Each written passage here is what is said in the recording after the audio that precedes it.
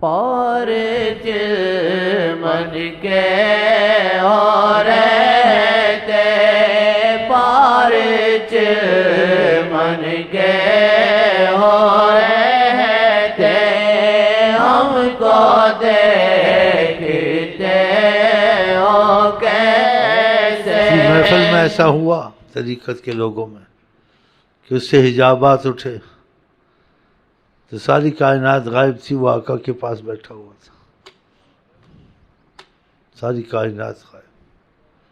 پھر کہتے اسی محفل میں وہ آدمی اٹھا، اہل طریقت کہتے ہیں، نہ سمجھ میں آیا واللہ عالم. اتنے شیخ کے پاس آیا، بولا شیخ صاحب ابھی میرے ساتھ عجیب ہوا، میں یہاں نہیں تھا، میں مدینے میں تھا آقا جی کے پاس، اب پھر میں دیکھتا ہوں میں یہاں ہوں.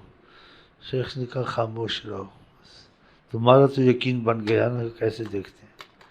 ہاں طریقت میں یقین بنایا جاتا ہے، اس کو مشاہدہ کرایا جاتا ہے، باتوں سے یقین نہیں بنتا، باتوں سے سوالات اور وسوسے ہوتے ہیں. اسی جو طریقت کی بات سنے نہ سمجھ میں آئے تو اس کو کہہ دینا چاہیے واللہ عالم، کہ بھئی اللہ ہی جانے کہ انتہا علم کی انتہا کو کوئی نہ نبی پہنچا ہے نہ ولی پہنچا ہے، تو ہم تم پہنچیں گے جتنی سمجھ آ گئے، باقی واللہ عالم، اس میں پڑے ہی نہ آدمی تو شاید اللہ تعالیٰ اس کے لیے کوئی فضا بنا دے. اور جو بے اعتراضات کرتے ہیں ایسے کرتے ہیں بعض مولویوں کی طرح، وہ بڑی خیر سے محروم ہو جاتے ہیں، کورے کے کوئرے ہی رہتے ہیں. ہاں ظاہر اچھا اندر خالی، باطن خالی. اس لیے نہ ان میں کشش ہوتی ہے، نہ ان کے پاس اجابت دعا ہوتی ہے، نہ ان کے پاس کیفیات ہوتی ہیں، نہ سرور ہوتا ہے، اعتراضات کی وجہ سے. بس ہم جو جانتے ہیں، جو اس کے بعد علم نہیں ہے. علم تو اتنا علم ہے کہ انسان ساری عمر سیکھے تب بھی اس نے کچھ نہیں سیکھا، جیسے سمندر سے قطرہ لیا، سارا علم پڑا ہوا. اس موسیٰ علیہ السلام نے کوئی خضر علیہ السلام یہی تو کہا تھا کہ تم علم میں اضافہ چاہتے ہو، کہا جتنا بھی علم پڑھو جیسے پڑھا ہی نہیں ہے، سارا باقی ہے. پھر خضر علیہ السلام نے مثال دی ان کو، موسیٰ علیہ السلام کو، کہا چڑیا اگر سمندر سے 5 چونچ میں پانی لیتی ہے تو پانی ختم ہو گیا، سارا سمندر پڑا، کچھ نہیں لیا. تو ہم تم خضر صاحب نے کہا جتنا بھی علم میں اضافہ کریں تو سمجھو چونچ میں پانی سمندر پڑا ہوا ہے. ہاں تو پھر دعوے نہیں کرنے چاہیے نا. تو یہ بعض لوگ ایسے دعوے کرتے ہیں، مولوی لوگ باتیں، میں ڈنکے کی چوٹ کہتا ہوں، میں فلانے کی چوٹ کہتا ہوں، میں اتنا انعام دیتا ہوں، کوئی سوال کا جواب دے، کوئی نہ کوئی پیدا ہو جاتا ہے الٹا سیدھا جواب. ایسی باتیں نہیں کرنی چاہیے. جتنی سمجھ آئی باقی چھوڑ دے، واللہ عالم بالصواب، ختم. کیا ضرورت ہے بحث کرنے کی؟ اس سے انسان کا نقصان ہوتا ہے کہ بس یہ جو میں نے سمجھ لیا مجھے آ گیا، باقی علم ختم ہو گیا، ختم ہو گیا. یہ خضر صاحب نے کیا کہا تھا موسیٰ صاحب کو، چونچ میں پانی، یہ تفسیر نہیں پڑھی، دعوے شروع کر دیے. ایسا نہیں کرنا چاہیے تاکہ اللہ تعالیٰ کا علم کچھ نہ کچھ اضافہ ہوتا رہے. ہاں جو آدمی وہ توقف کرتا ہے، اختلاف میں نہیں پڑتا ہے، اس کو بڑے فائدے ہوتے ہیں. ہاں اور نبی کہنے کہ پہلی قومیں سے بحث اور سوالات سے ہلاک ہوئیں. کثرت السؤال وقیل و قال، زیادہ سوالات میں پڑھنا، زیادہ بحث کرنا، یہ نہیں کرنا چاہیے. جو سمجھ آئے باقی چھوڑ دے. ساری عمر علم پڑھو، دین کا علم تو بہت بڑی چیز ہے، خدا کی معرفت کا. دنیا کا علم نہیں ختم ہوتا ہے، یہ سائنسدانوں کے علم نہیں ختم ہوتا ہے، یہ ڈاکٹروں کے نہیں ختم ہوتے، یہ دوسروں کے پھوتیوں خانوں کے نہیں ختم ہوتے. تو پھر خدا رسول کا علم کا تو پھر انتہا ہی نہیں. ہاں تو احتیاط کریں نا، ان چیزوں میں نہ پڑا کریں. ہاں تو یہ کٹر بریلوی سنی شیعہ نہ بنا کریں. ہاں کٹر جو بریلوی نے کہہ دیا، دیوبندی نے کہہ دیا، شیخ امین نے کہہ دیا، شیخ یاسین نے کہہ دیا، اس کے بعد علم ہی نہیں. اس کے بعد بھی علم ہے، بس کہہ واللہ عالم، اتنی سمجھ آئی، جو نہیں آئی چھوڑ دے. وہ شیخ امین نے کہا یا شیخ یاسین نے کہا یا بریلوی کا دیوبندی نے کہا، چھوڑ دے.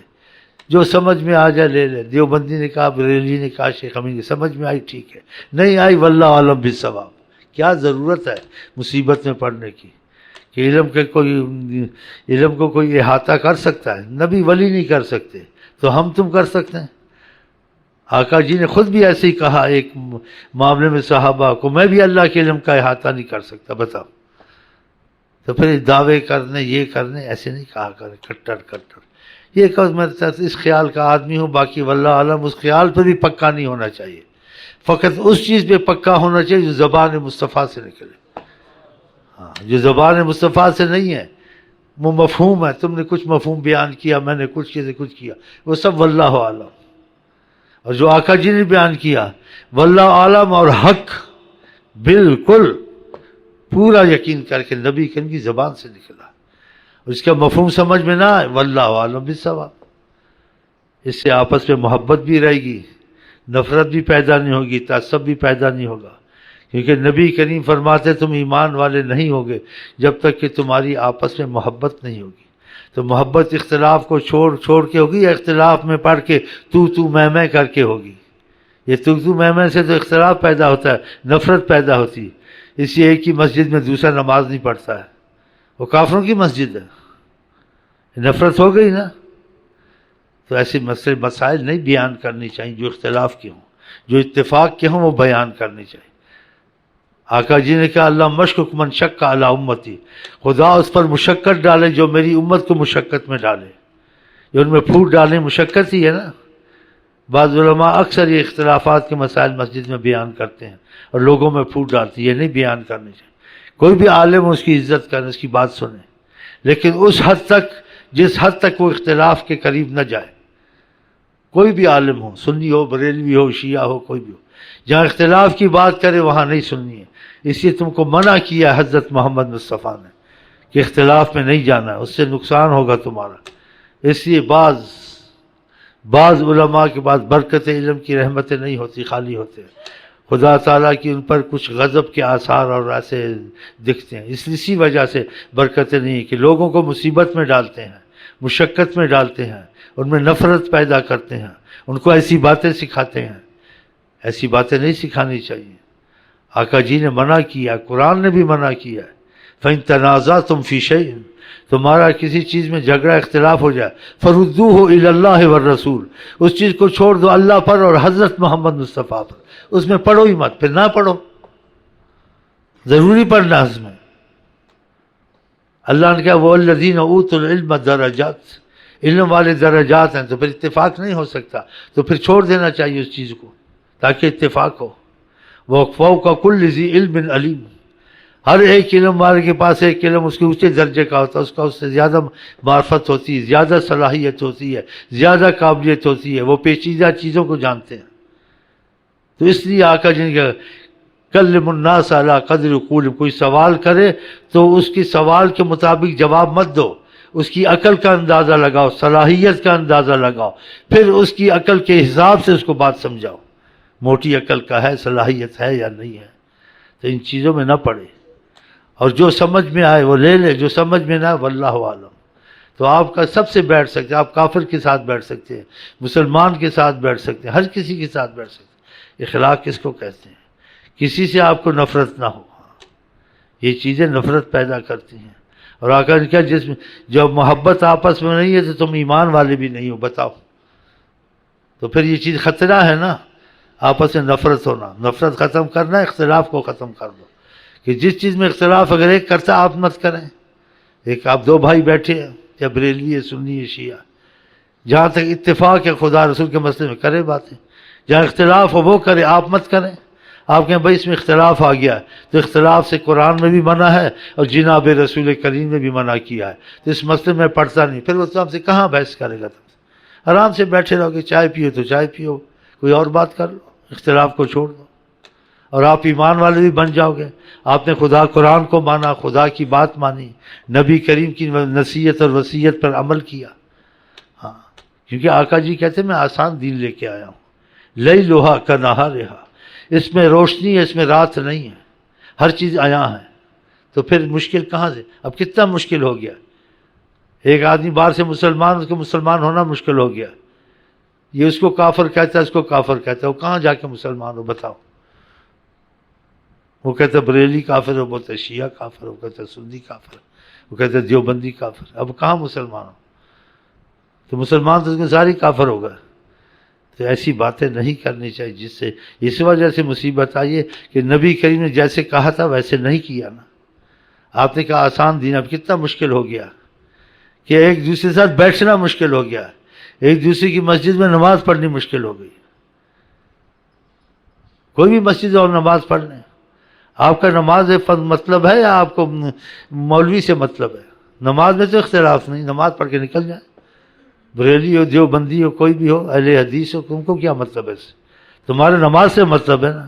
مکے میں جاؤ تو مکے میں نماز پڑھ لو. تمہارا کیا مطلب وہاں سنی کھڑا، وہابی کھڑا، شیعہ کھڑا؟ تم تو مکے کے لیے گئے ہو. امامت کوئی کرا تو وہ جانے، اس کا خدا جانے.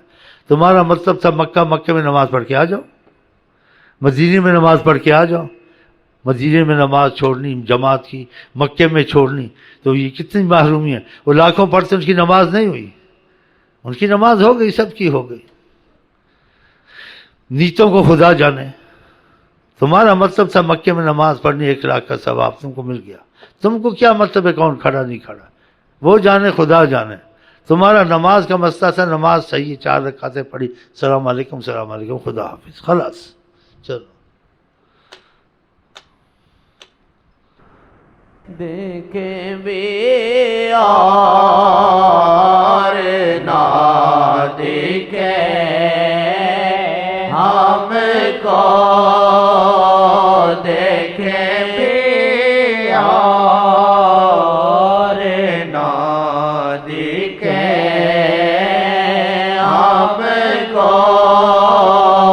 کیسا پردہ کیا ہے نینان میں، کیسا پردہ کیا ہے نینان نے. اچھا، میں آج لو یو کے ساتھ آپ کو کہتے ہیں السلام علیکم ورحمۃ اللہ وبرکاتہ. آپ کیا